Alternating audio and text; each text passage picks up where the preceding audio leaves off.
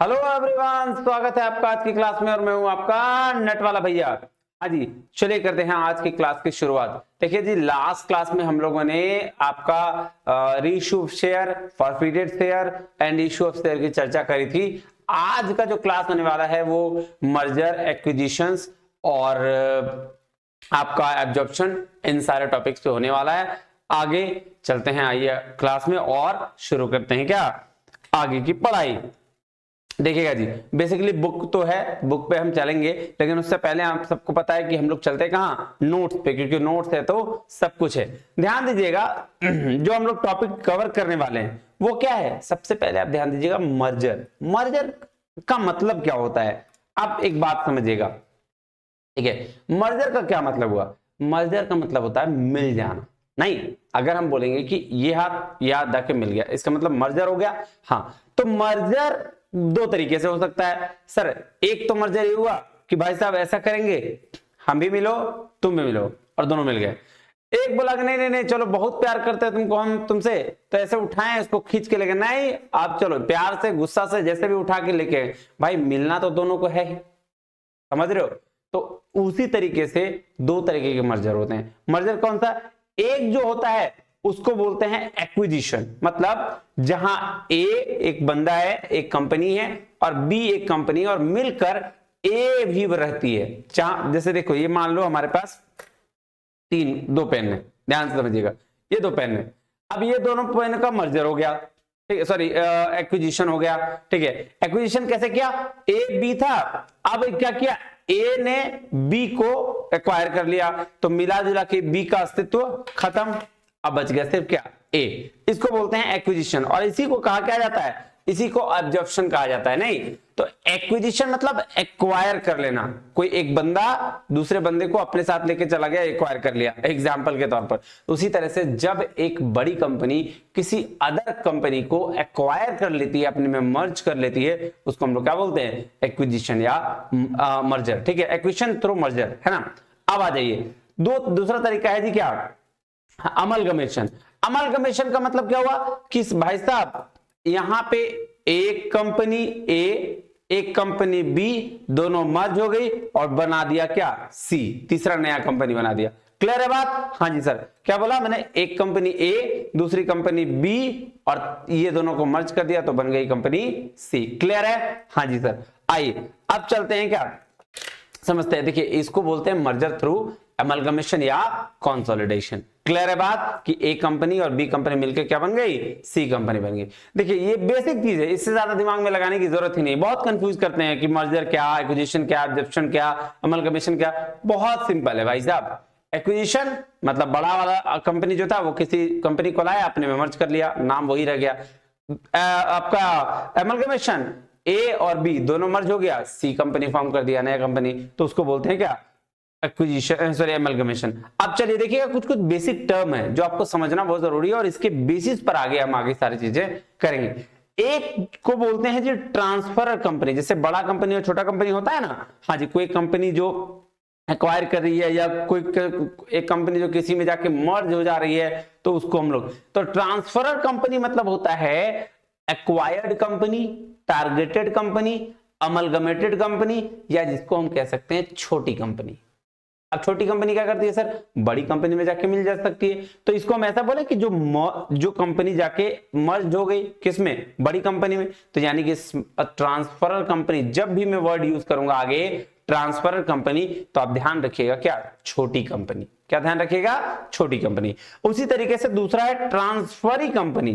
तो ट्रांसफरी का मतलब होता है एक्वायरिंग कंपनी, जो एक्वायर कर लिया है उसको, जो बोला in which transfer company is amalgamated, जिसमें ट्रांसफरर कंपनी जो छोटी कंपनी है अमलगमेट हो गई है, मिल गई है, उसको हम लोग क्या बोलते हैं, ट्रांसफरी कंपनी। तो अगर मैं एक सिंपल लैंग्वेज में बताऊं, हाँ जी सर, ट्रांसफरर कंपनी मतलब छोटी कंपनी, ट्रांसफरी कंपनी मतलब बड़ी कंपनी। यही आप समझिएगा, आगे जो भी चीजें मैं बताऊंगा आपको, आगे आइएगा। चलिए जी, अब देखिएगा जी, अमलगमेशन जो है वो दो तरीके से होता है। एक को बोलते हैं amalgamation in the nature of purchase, एक को बोलते हैं amalgamation in the nature of merger. ध्यान से समझिएगा, इन द नेचर ऑफ मर्जर को के 5 कंडीशंस हैं। उस 5 कंडीशंस को बड़ा हिंदी अच्छे तरीके से इंग्लिश के फॉर्म में मैंने लिख के आपको समझाया। ध्यान से एक एक चीज समझिएगा। आइए क्या बोल रहा है, amalgamation in the nature of merger, जिसके 5 कंडीशन है। पहला कंडीशन क्या बोला, अमलगमेशन के बाद छोटी कंपनी का सारा एसेट्स एंड लायबिलिटीज बड़ी कंपनी का हो जाएगा। ध्यान दीजिएगा, अमलगमेशन का मतलब क्या बोला था, ए कंपनी बी कंपनी मर्ज हो गई, बन गई सी कंपनी। क्लियर बात। अब अमलगमेशन के बाद क्या बोला, सारा एसेट्स और लायबिलिटीज किसका हो जाएगा, बड़ा कंपनी का हो जाएगा। क्लियर बात, पहला कंडीशन। दूसरा कंडीशन बोला, वो शेयर होल्डर जो होल्ड किए हैं 90% या उससे ज्यादा शेयर्स ट्रांसफर कंपनी यानी छोटी कंपनी का, वो अमलगमेशन की वजह से ट्रांसफरी कंपनी के इक्विटी शेयर होल्डर बन जाते हैं। दूसरा कंडीशन बोला, ऐसा है कि जो शेयर होल्डर ऑलरेडी छोटी कंपनी में होगा, क्या, इक्विटी शेयर होल्डर, ध्यान रखिएगा, जो share holder equity share holder होगा वो भी 90% या उससे ज्यादा, वो ऑटोमेटिकली जैसे ही by the virtue of amalgamation amalgamate होगा कंपनी, तो बड़ी कंपनी का भी क्या हो जाएगा, इक्विटी शेयर होल्डर बन जाएगा। क्लियर बात। पहला कंडीशन क्या था, एसेट लायबिलिटी सारा बड़ा कंपनी का, और दूसरा कंडीशन क्या कि 90% से ज्यादा अगर शेयर है तो भाई साहब bye the virtue of amalgamation ये बड़ी कंपनी का यानी कि ट्रांसफरी कंपनी का भी इक्विटी शेयर होल्डर हो जाएगा। अब ध्यान दीजिएगा, तीसरा कंडीशन क्या कहता है, कहता है अगर अमलगमेशन के बाद ट्रांसफरर कंपनी का कोई इक्विटी शेयर होल्डर, ठीक है, मान लेते जो 90% था वो इक्विटी शेयर होल्डर बन गया ऑलरेडी, ठीक है, उससे कम वाला भी होगा ना, हाँ होगा, तो उससे कम वाला भी तो चाहेगा कि भाई हम बड़ी कंपनी जो जिसमें मर्ज हो रही है, जिसमें अमलगमेट हो रही है, उसके साथ उसका इक्विटी शेयर होल्डर बने। बहुत सारे लोग चाहेंगे, बिल्कुल चाहेंगे। तो वही कह रहा है कि अगर अमलगमेशन के बाद ट्रांसफरर कंपनी का कोई equity share holder transferee company यानी बड़ी कंपनी का शेयर होल्डर रहना चाहता है, तो transferee company equity share holder को शेयर इश्यू कर देगी, और अगर कोई फ्रैक्शनल शेयर है तो उसके बदले कैश पेड कर देगी। ध्यान दीजिएगा, समझ में आ रहा है बात। अब ध्यान दीजिएगा, इसका एग्जांपल मैंने लिया, मान लीजिए कि छोटी कंपनी के एक शेयर का प्राइस कितना है, 800 रुपया। क्लियर है, हाँ जी सर, सॉरी, ध्यान दीजिएगा। फिर दूसरा क्या है, प्राइस ऑफ 1 शेयर ऑफ, बड़ी कंपनी के एक प्राइस का दाम कितना है, 1000 रुपया। ठीक है, क्लियर है बात, हाँ जी सर। अब मान लेते हैं एक क्या है, एक शेयर होल्डर है जिसके पास 4 शेयर है, और वो ट्रांसफर कंपनी का है। किसके शेयर है, ट्रांसफरर कंपनी यानी कि छोटी कंपनी के 4 शेयर्स ए के पास रखे हुए हैं। तो ए का 4 शेयर्स मतलब 800 रुपया करके, तो कितने रुपए हो जाएंगे सर, 3200 रुपया उसके पास होगा। ठीक है, अब सर ट्रांसफरी कंपनी का कितना क्या है, ट्रांसफरी कंपनी का 1000 रुपया का प्राइस है। ठीक है, हाँ जी सर। तो अब मुझे बताइए, इसके पास 3200 रुपया है ही, तो ट्रांसफरी कंपनी यानी बड़ी कंपनी का कितना शेयर खरीद पाएगा वो, सर 3 शेयर खरीद पाएगा, क्योंकि 3 शेयर का 3000 लग जाएगा, बाकी 200 रुपया रहेगा, उसको वो वापस कर देगा। तो क्या बोला, अब इसको ट्रांसफरी कंपनी 3 शेयर मिल जाएगा। क्यों, क्योंकि 3 शेयर का ही रेट कितना हो जा रहा है, 1000 गुने 3 शेयर हो जा रहा है, 3000 रुपया। सर छोटी कंपनी के पास कितना शेयर था, 4 कंपनी, ए का शेयर कितना था, 4 का रेट कितना, 3200 रुपया। तो सर ये छोटी कंपनी का शेयर था ना, लेकिन बड़ी कंपनी का जो शेयर है वो कितना था सर, 1000 रुपया रेट था। तो बड़ी कंपनी वाला अगर शेयर लेने जाएगा इक्विटी शेयर होल्डर, पूरा छोटी कंपनी वाला, तो कितना मिलेगा सर, 3 शेयर मिलेगा, और उसके बाद कितना रुपया लग जाएगा, 3000 रुपया। तो फिर भी 200 रुपया और बच जाएगा, क्योंकि उसको 4 शेयर दिया, उसके बदले में 3 ही शेयर लिया, तो 200 रुपया बच जाएगा। तो वही कह रहा है कि जो 200 बचेगा ना, वो कैश में बड़ी कंपनी जो शेयर होल्डर है उसको वापस कर दी। क्लियर हो गया बात, पूरी तरीके से क्लियर हो गया, हाँ जी सर। तो यही ध्यान में दीजिएगा। तो मैं एक बार रिवाइज करा दे रहा हूं फिर से 3 पॉइंट, क्योंकि ये याद करने का इंपॉर्टेंट है। तो पहला क्या था कि सारा एसेट लायबिलिटीज किसका हो जाएगा, बड़ी कंपनी का। दूसरा पॉइंट क्या था, 90% से ज्यादा शेयर होल्डर जो होगा इक्विटी शेयर होल्डर छोटी कंपनी का, वो बड़ी कंपनी में आके automatically bye the virtue of amalgamation क्या हो जाएंगे, वो बड़ी कंपनी के भी इक्विटी शेयर होल्डर हो जाएंगे। और तीसरा क्या, तीसरा बोला अगर अमलगमेशन के बाद कंपनी का कोई भी इक्विटी शेयर होल्डर, ठीक है, ये चाहता है कि भाई हम बड़ी कंपनी में भी इक्विटी शेयर होल्डर बन जाएं, तो बड़ी कंपनी यानी बड़ी कंपनी मतलब ट्रांसफरी कंपनी क्या करेगी, इक्विटी शेयर होल्डर के लिए शेयर इशू कर देगी और बाकी जो फ्रैक्शनल पैसा बच जाएगा वो उसको पेड कैश में कर देगी, जिसका एग्जांपल अभी हमने देखा। समझ में आ गई बात? हाँ जी सर। तो ये 3 कंडीशन। और क्या चौथा कंडीशन क्या बोला? अमलगमेशन के बाद ट्रांसफर कंपनी का बिजनेस चलते रहना चाहिए ट्रांसफरी कंपनी के द्वारा। हाँ बिल्कुल, ऐसा नहीं कि ट्रांसफर जब हम अमलगमेट कर दिए तो ट्रांसफरर कंपनी यानी छोटी कंपनी का बिजनेस बंद करके हम अपनी कंपनी चलाएंगे, ऐसा नहीं, उसका भी बिजनेस चलते रहना चाहिए। चौथा कंडीशन। पांचवा कंडीशन क्या बोला? ट्रांसफरर कंपनी के बुक वैल्यू को एसेट लायबिलिटीज का कोई ट्रीटमेंट नहीं करेगा। अब जो बड़ी कंपनी है वही सारा ट्रीटमेंट करेगी, छोटी कंपनी कोई भी ट्रीटमेंट नहीं करेगी। 5 पॉइंट्स क्लियर है? हाँ जी सर। तो जब ये 5 पॉइंट कहीं मेंशन होगा तो हम इसको क्या कहेंगे कि अमलगमेशन हुआ है। कौन से? इन द नेचर ऑफ मर्जर के केस में ये अमलगमेशन हुआ है। अब आ जाइए amalgamation in the nature of purchase के केस में कैसे अमलगमेशन होगा? तो सर इसका एकदम सिंपल सा फंडा है। क्या फंडा है कि अगर ऊपर में से कोई एक भी केस सेटिस्फाइज नहीं होगा तो फिर वो माना जाएगा कि amalgamation in the nature of purchase है। क्लियर है बात? सर अमलगमेशन करने का 2 तरीका, amalgamation in the nature of purchase, in the nature of merger के 5 कंडीशन, और उन 5 कंडीशन में अगर एक भी कंडीशन सेटिस्फाई नहीं हुआ तो वो क्या? Amalgamation in the nature of purchase हो जाएगा। क्लियर है बात? हाँ जी सर। चलिए अब आते हैं बुक में, उसके बाद हम फिर आगे की मेथड्स की चर्चा भी करेंगे। देखिएगा ध्यान से समझते हैं इसको पहले। नहीं, हाँ जी सर। देखिए मर्जर एंड एक्विजिशन, देखिए चार्ट दिया हुआ है बहुत अच्छे तरीके से। कह रहा है क्या मर्जर में? देखिए ये भी दिया हुआ है एक्विजिशन। कह रहा है when 2 company combines together to form 1 company it is termed as merger of companies. 2 companies and exist and new company is form. Merger में नया कंपनी फॉर्म होता है, एक्विजिशन में एक्वायर करता है एक company. In the case of acquisition the acquiring company takes over the majority stake in the acquired company and the acquiring company continues to be in existence. समझ में आ गई बात? सर मर्जर एक्विजिशन में हाँ बिल्कुल समझ में आ गई सर। अब चलते हैं, देखिए एक एक करके छोटा छोटा मैंने इसलिए लिखा है ताकि आपको इजीली समझ में आ जाए। कह रहा है a transaction where 2 firms agree to integrate their operation on a relative equal basis because they have resources and capabilities that together may create a stronger competitive advantage। बोला भाई साहब एक ट्रांजैक्शन के साथ जब 2 फर्म्स चाहती है कि हम मर्ज कर लें ताकि वो अपने रिसोर्सेस और कैपेबिलिटीज का बेनिफिट उठा सके, तो इसीलिए मर्जर किया जाता है।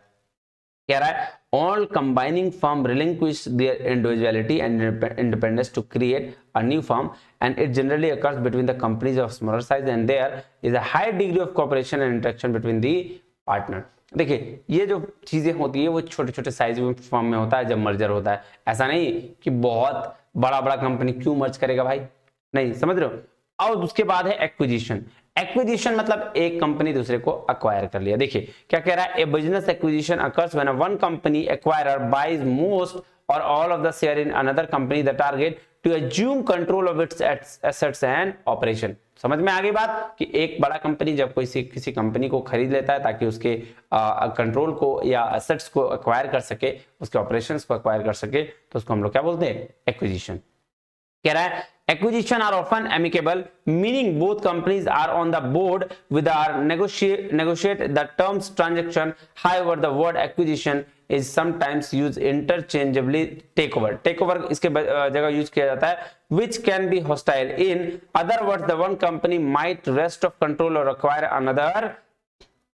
another company by buying a majority stake the wishes of the target company's board of director and management. ये भी सही बात है कि भाई एक कंपनी जब दूसरे कंपनी की सारा कंट्रोल ले ले अपने हाथ में, उनके डायरेक्टर्स उनके मेजॉरिटी स्टेक हाथ में ले ले, तो उसको हम लोग क्या बोलेंगे? उसको हम लोग बोलेंगे सर मर्जर हो गया। हाँ जी। अब आ जाइए अमलगमेशन ऑफ कंपनीज में। नहीं जी बिल्कुल, तो अमलगमेशन ऑफ कंपनीज क्या हुआ सर? अमलगमेशन ऑब्जॉर्प्शन, ये 2 वर्ड था। अमलगमेशन सेम चीज है। अमलगमेशन एक तरह का ए और बी कंपनी मिलकर सी कंपनी हो जाता है, बताया था आपको। ऑब्जर्प्शन ए और बी मिलके ए कंपनी रह जाता है। क्लियर बात? हाँ जी सर। आइए एग्जांपल दिया हुआ है, हम लोग डायरेक्टली एग्जांपल पढ़ते हैं, नहीं ज्यादा अच्छा से समझ में आएगा क्या बोल रहा है। आइए देखते हैं To illustrate X Limited and Y Limited, that the two existing companies combined together to form Z Limited. A new company X Limited and Y Limited will get liquidated. A new company Z is formed to run the business. ध्यान दीजिएगा, X और Y दो company मिला और एक नया company form क्या किया, Z Limited. X और Y लिमिटेड जो कंपनी था लिक्विडेट कर दिया और नई कंपनी फॉर्म कर दिया बिजनेस को चलाने के लिए. क्लियर है बात? हाँ जी सर. आइए उसी तरह से एब्जॉर्प्शन का भी एग्जांपल देखेंगे, समझ में आ जाएगा बहुत अच्छे से. कह रहा है X limited one existing company takes over other two existing companies Y and Z limited and Y and Z limited will get liquidated. X limited continue to do its business and no new company will be formed. In other words, X limited absorbs other two companies Y limited and Z limited. X limited continue to do business where Y limited and Z limited will be liquidated. तो समझ में आ गई बात कि sir acquired मतलब एक company बहुत सारे अलग अलग कंपनी को खरीद ले, एक कंपनी दूसरे कंपनी को खरीद ले, उसको हम लोग क्या बोलते हैं, उसको बोलते हैं जी absorption of the company. Clear है बात? हाँ जी सर. चलिए ऑब्जेक्टिव्स ऑफ अमलगमेशन देखिए क्या बोलता है. ऑब्जेक्टिव्स क्या है, कहता है अमलगमेशन का क्या होता है, कहता है to have a better control over the market and also to increase the market share and area. बिल्कुल सही. जब दो कंपनी अमलगमेट होती है तो उसका पर्पस होता है कि भाई मार्केट में जो कंट्रोल है उसको, मार्केट में जो बेटर ऑप्शन है उसको हम क्या करें, कंट्रोल करें और मार्केट शेयर में क्या करें, इंक्रीमेंट कर लें. दूसरा क्या कह रहा है, to eliminate the cut throat competition and rivalry among competing the amalgamating competition क्या बोले कंपनीज. तो क्या कट थ्रोट कंपटीशन को एलिमिनेट करना भी क्या होता है, इसका पर्पस होता है. कह रहा है to enjoy the economies of large scale of production. ये भी एक पर्पस है कि भाई लार्ज स्केल का प्रोडक्शन करके इकोनॉमीज को हम सही कर देंगे. कह रहा है to utilise the services of professional expert. ये भी बात सही है कि जब एक छोटी कंपनी मान लेते हैं और बड़ी कंपनी ज्यादा दिन से चल रही है तो उसकी एक्सपर्टीज भी इसको क्या होगी, मिलेगी. तो ये भी इसका क्या है, ऑब्जेक्टिव. कह रहा है to increase the availability of fund for the future investment plan to achieve all other advantage of combination. ठीक है, क्लियर है बात. देखिएगा रिकंस्ट्रक्शन अभी छोड़ दीजिएगा, ये रिकंस्ट्रक्शन हम लोग बहुत डिटेल में पढ़ेंगे, कहां आगे एक चैप्टर है उसमें नहीं. आइए अब इंपॉर्टेंट टर्म्स की चर्चा हम करते हैं. देखिए ट्रांसफरर कंपनी, सर अभी बताया आपको ट्रांसफरर मतलब छोटी कंपनी नहीं. हाँ जी, क्या this means the company which is amalgamated into another company. Same चीज है, इसको बोलते हैं क्या, छोटी कंपनी. ट्रांसफरी कंपनी मतलब बड़ी कंपनी. ठीक है, और amalgamation is basically two type, दो टाइप का बताया क्या, in the nature of merger और in the nature of purchase. तो amalgamation in the nature of merger देखिएगा 5 कंडीशंस क्या क्या है, एकदम लाइन टू लाइन समझिएगा. कह रहा amalgamation in the nature of merger is an amalgamation which satisfy all the following condition. एक एक कंडीशन करके हम लोग समझते हैं. आइएगा, कह रहा ए number, all the assets and liabilities of the transferor company become after amalgamation the assets and liabilities of the transferee company. Simple सी बात है कि टोटल जैसे ही amalgamation हुआ सारा assets और liability किसका, बड़ी कंपनी का हो गया. बिल्कुल सही. दूसरा क्या कह रहा है, कह रहा share holders holding not less than 90% of the face value of the equity shares the transferor company other than the equity share already held therein immediately before the amalgamation by the transferee company or its subsidiaries or their nominees become equity shareholder of the transferee company by virtue of the amalgamation. देखिएगा simple से यही बात बोला कि भाई साहब जिसके पास पुरानी कंपनी यानी कि छोटी कंपनी में 90% से ज्यादा शेयर है या 90% भी है तो वो already bye the virtue of amalgamation होने के बाद किसका हो जाएगा सर, वो equity share holders transferee company यानी बड़ी कंपनी का भी हो जाएगा. तो दूसरा कंडीशन ये था. तीसरा कंडीशन क्या, तीसरा बोल रहा है the consideration for the amalgamation receivable by those equity share holders of the transfer company who agree to become equity shareholders to the transferee company is discharged by the transferee company wholly by the issue of equity shares in the transferee company with the exception that the cash may be paid only in respect of fractional shares. बोला सीधा सीधी बात है ऐसा भाई साहब, जब equity share holder जो 90% से कम वाला था या कोई भी शेयर होल्डर ये चाहता है उसका ट्रांसफरर कंपनी छोटी कंपनी का शेयर होल्डर अगर ये चाहता है कि हम बड़ी कंपनी के इक्विटी शेयर होल्डर बने तो बड़ी कंपनी क्या करेगी, उसके लिए इक्विटी शेयर इशू कर देगी और जो भी वैल्यू फ्रैक्शन में रहेगा वो उसको कैश पेड कर देगी. थर्ड चीज, फोर्थ नंबर देखिएगा क्या है, फोर्थ नंबर कह रहा था business of the transfer company is intended to be carry on after the amalgamation by the transferee company. क्या बोला, ट्रांसफर कंपनी का जो बिजनेस चल रहा है वो सब आप क्या ट्रांसफरी कंपनी का होगा और चलते रहना चाहिए। फिर क्या बोल रहा है, no adjustment is intended to be make to the book value of the assets and liabilities of the transfer company when they are incorporated in the financial statement of the transferee company except to ensure uniformity of accounting policies. तो ध्यान रखिएगा, ये क्या बोला, ये बोला भाई साहब ऐसा है कि कोई भी स्टेटमेंट अब ट्रांसफर कंपनी छोटी कंपनी नहीं बनाएगा, सारा स्टेटमेंट कौन, बड़ी कंपनी बनाएगा। अगर कोई पॉलिसीज में दिक्कत आती है थोड़ी बहुत तो वो मैनेज कर लिया जाएगा। क्लियर है बात? हाँ जी सर। अब आ जाइएगा amalgamation in the nature of purchase. Purchase क्या बोला भाई, ये पांचों कंडीशन जिसमें नहीं हुआ उसको मान लेंगे क्या, amalgamation in the nature of purchase। तो amalgamation in the nature of purchase is an amalgamation which does not satisfy any or more of the 5 condition stated above।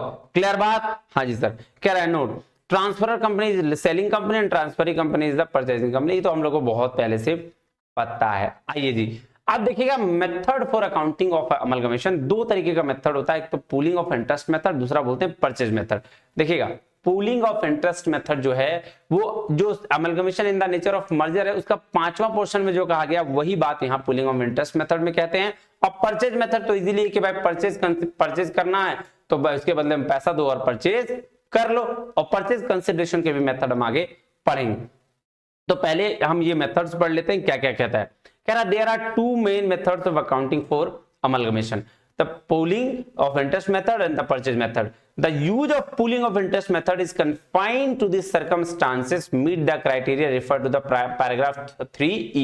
paragraph 3E क्या कहता है ये देख लीजिए, यही है ना अमलगमेशन का 3 और E, ये देखिए E। तो यही बोला भाई साहब कोई एडजस्टमेंट नहीं बनाया जाएगा कब सर, ट्रांसफरर कंपनी का। ट्रांसफरी कंपनी सारा चीज बनाएगी, ट्रांसफरर कंपनी कुछ नहीं बनाएगा। कब? मर्जर के टाइम में। ठीक है, हाँ जी। तो वही कह रहा है, आगे देखिएगा फॉर एन क्या बोला, for an amalgamation in the nature of merger the object of the purchase method is to account for the amalgamation by applying the same principles are applied in the normal purchase of assets. This method is used in accounting for amalgamation in the nature of purchase. Clear बात? हाँ जी sir. अब चले क्या बोल रहा है, the pooling of interest method. देखिएगा ध्यान से, कह रहा under the pooling of interest method the assets liabilities in the reserve of the transfer company are recorded by the transferee company at their existing carry amount after making the adjustment required. ध्यान दीजिएगा, यही तो बोला था ना पांचों में कि सारा एसेट्स लायबिलिटीज सारा फाइनेंशियल स्टेटमेंट कौन बनाएगा, ट्रांसफरी कंपनी बनाएगी, ना कि transferor company after the merger.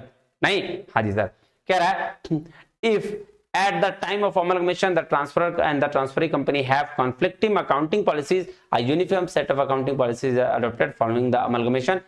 बोला भाई साहब अगर कोई पॉलिसीज में दिक्कत हुआ तो वो एक uniform set of account policies follow कर लिया जाएगा, और उसके बिहाफ में the effect of the financial statement of any changes in accounting policies are reported accordings with accounting standard 5। Accounting standard 5 के अनुसार जो भी इफेक्ट होगा उसको क्या कर लिया जाएगा, बदल जाएगा। कह रहा net profit and loss the period and prior period items changes in the accounting policies, ये चेंज कर लिया जाएगा। और दूसरा है परचेज मेथड। तो परचेज मेथड तो भाई इजी है कि परचेज करो दे दो। देखो क्या बोल रहा है, under the purchase method the transferee company accounts for the amalgamation either incorporating the assets and liabilities eight there existing carry amounts by allocating the consideration to the individual and identifier assets and liabilities of the transferor company on the basis of their fair values at the date of amalgamation। कह रहा था identifiable assets and liabilities may include assets liabilities are not recorded in the financial statement of the transfer company where assets and liabilities are restated on the basis of their fair values। the determination of fair values may be influenced in the intention of transferring company। देखिए example क्या दिया गया, बोल रहा है for example the transferee company may have specialised used for an asset which is not available to the potential buyer। The transferee company may intend to effect changes in the activities of transfer company which necessitate the creation of a specific provision, expected cost, planned employee termination and planned relocation cost। देखिएगा purchase method में simple इतना याद रखिएगा कि भाई साहब जब भी परचेज करना होगा तो हमको क्या करना होगा सर, ट्रांसफरर कंपनी के जितने एसेट लाइबिलिटीज जो भी चीजें, एसेट तो रख लेना होगा, लाइबिलिटीज क्रेडिटर्स जितना है उसको पेमेंट करके और सारा चीज ले लेना है। और परचेज मेथड की वजह से परचेज कंसिडरेशन की बात आई है। देखिए परचेज कंसिडरेशन का मतलब होता है कि जब भी आप किसी कंपनी को परचेज कर रहे हैं तो उसके कंसिडरेशन में यानी कि रिटर्न में आप उसको क्या दे रहे हैं, और उसके लिए 4 तरीके का मेथड बताया गया है। आइए उस मेथड की चर्चा करते हैं, पहले नोट्स के थ्रू, फिर यहां थोड़ा बहुत पढ़ के इसको खत्म करेंगे, क्योंकि ये बहुत सिंपल तरीके से इसको समझना चाहिए हमें। आइए क्या बोला, परचेज कंसिडरेशन। क्या देखिए परचेज कंसिडरेशन क्या कहता है, कह रहा है it is the price which is paid by the transferee company to the transferor company for the amalgamation of the business. क्या बोला, अमलगमेशन ऑफ बिजनेस के लिए जो प्राइस पे करता है कौन, ट्रांसफरी कंपनी, ट्रांसफरर कंपनी को, यानी कि बड़ी कंपनी छोटी कंपनी को जो पैसा पे करते हैं अमलगमेशन के दौरान, उसको हम लोग बोलते हैं जी क्या, परचेज कंसिडरेशन। अब देखिएगा क्या बोला, अकाउंटिंग स्टैंडर्ड 14 में बात किया गया है इसका। बोला अकाउंटिंग स्टैंडर्ड 14 में क्लियरली मेंशन है कि ट्रांसफरी कंपनी किसी भी तरह का लायबिलिटी ट्रांसफर कंपनी को से नहीं लेगी, इसका भुगतान ट्रांसफर कंपनी खुद कर लेगी। ठीक है, हाँ जी सर। अब देखिए इसके 4 मेथड। पहला मेथड जिसको हम लोग बोलते हैं lump sum payment method. Lump sum payment method क्या बोला, बोला ट्रांसफरर कंपनी के शेयर होल्डर्स को सारा पैसा एक फिक्स अमाउंट में देकर ट्रांसफरी कंपनी के को ट्रांसफरी कंपनी परचेज कर लेती है। तो छोटा कंपनी को क्या किया, एक लमसम अमाउंट में बोला भाई बताओ कितना दाम है तेरा, बोला इतना, बोला चलो लियो, दिया मेरे को दे दो, सब कहानी खत्म। ये लमसम पेमेंट मेथड है।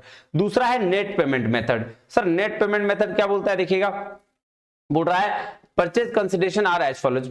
इसका 3 कंडीशन है, आइए तीनों कंडीशन देखते हैं। तो सबसे पहले कंडीशन क्या बोला, ट्रांसफर कंपनी के शेयर होल्डर का सारा पेमेंट परचेज कंसिडरेशन में इंक्लूडेड है, चाहे वो कैश में हो या शेयर्स में। कैश दे शेयर्स दे, वो सारा का सारा इंक्लूड किसमें, ट्रांसफर कंपनी के शेयर होल्डर का सारा पेमेंट परचेज कंसिडरेशन में आ जाएगा। Cash shares doesn't matter. फिर उसके बाद बी में क्या कहता है परचेज कंसिडरेशन का ये मतलब नहीं कि ट्रांसफरर कंपनी अपने लायबिलिटीज और डिबेंचर होल्डर का पेमेंट करेगी, तो बल्कि ये जूम किया जाता है कि ट्रांसफरी कंपनी ही एसेट्स परचेज के साथ साथ उसके लायबिलिटीज भी पे कर देगी। तो नेट पेमेंट मेथड में बोला भाई साहब ऐसे सिर्फ तुम परचेज कर लिया एसेट नहीं चलेगा, शेयर परचेज कर लिया नहीं चलेगा, तुमको हम लायबिलिटीज भी पे करके दे ही दो ना यार, काहे के लिए दिमाग लगा रहा है। ठीक है, हाँ जी सर। अब थर्ड नंबर इसमें क्या बोला, वाइंडिंग अप। अब देखिए जो कंपनी जो वाइंडिंग होगा, वाइंडिंग अप का भी पैसा परचेज कंसिडरेशन में इंक्लूड नहीं होगा, तो इसके लिए अलग पैसा देना पड़ेगा, ध्यान दीजिएगा। अब है उसके बाद है नेट एसेट्स मेथड। तो इसके लिए 2 नोट, पहले नोट पढ़िए फिर इसका फार्मूला बताते हैं। तो नोट क्या है कि नेट पेमेंट मेथड का यूज जहां नहीं हो वहां इसका यूज होगा। मतलब नेट ऊपर वाला जो मेथड था सेकंड मेथड, पहले उसका यूज करेंगे, उसका यूज अगर नहीं हो पा रहा है तब हम इस मेथड को लाएंगे। इसके लिए परचेज कंसिडरेशन का फार्मूला ये होता है sundry assets minus sundry liabilities that has taken over by the transferring company at agreed value। जो ट्रांसफरी कंपनी ने लिया है उस वैल्यू पर। अब दूसरा इसका क्या नोट था कि फिक्टिशियस एसेट्स और एक्सपेंस को रिटर्न ऑफ नहीं करना है। ध्यान रखिएगा इसमें कुछ है नहीं, बस रटने वाला है। इंट्रिंसिक वर्थ मेथड, इसका फार्मूला क्या होता है, intrinsic value equal to all assets minus all liabilities divided number of shares. ठीक है, क्लियर है बात, हाँ जी। अब देखिए ये 2 चीज है, इसको थोड़ा ध्यान से समझ लीजिएगा। 1-2 क्वेश्चन आ गया था इससे भी एग्जाम में, इसलिए मैंने इसको थोड़ा सा लिख लिया।